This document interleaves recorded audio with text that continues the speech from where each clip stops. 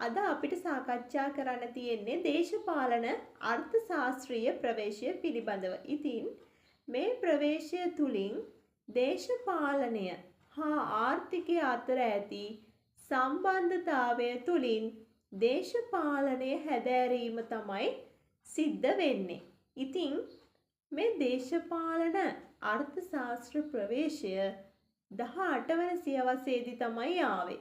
මේකේ පුරෝගාමී නැත්තම් මේක භාවිතා කරපු අය උනේ ඩේවිඩ් රිකාඩෝ, ඇඩම් ස්මිත් වැනි විද්වතුන්.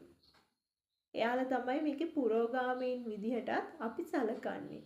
ඉතින් ළමයි මේ ප්‍රවේශය 19 වන සියවස වෙනකොට ගැඹුරින් භාවිතා කරන්න පටන් ගත්තා. ඊට අමතරව මේ ප්‍රවේශයට කල්යාමේදී කාල් මාක්ස්ගේ මාක්ස්වාදයත් භාවිතා වුණා. ඉතින් මේ ප්‍රවේශය චර්යාවාදයට විකල්පයක් විදිහට තමයි ලෝකයට හඳුන්වලා දුන්නේ. මේ දේශපාලන අර්ථශාස්ත්‍රීය ප්‍රවේශය තුලින් චර්යාවාදය ඉතා දැඩි ලෙස විවේචනය කිරීමක් දක්නට ලැබුණා. ඉතින් දේශපාලන අර්ථශාස්ත්‍ර ප්‍රවේශය ගැන ලියන්න ආවොත් මෙන්න මේ ටික තමයි ඔයාලා විස්තර කරමින් ලියන්න ඕන. ඉතින් මේක සරල ප්‍රවේශයක්.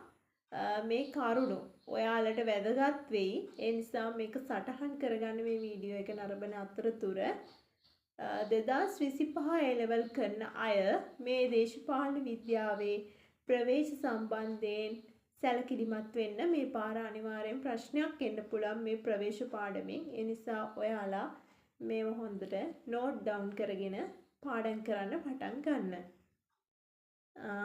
ඊළඟ දවසේ අපි තවත් ප්‍රවේශයකින් ආයෙත් හම්බෙමු. ඉතින් මේ වගේ වැදගත් වීඩියෝ ඔයාලට ඉදිරියටත් නරඹන්න මගේ channel එක subscribe කරලා තියන්න. විශේෂයෙන්ම TikTok ඔස්සේ මාව නරඹන අය මගේ channel එක subscribe කරන්න. මගේ channel name එක Political Science with Imesha.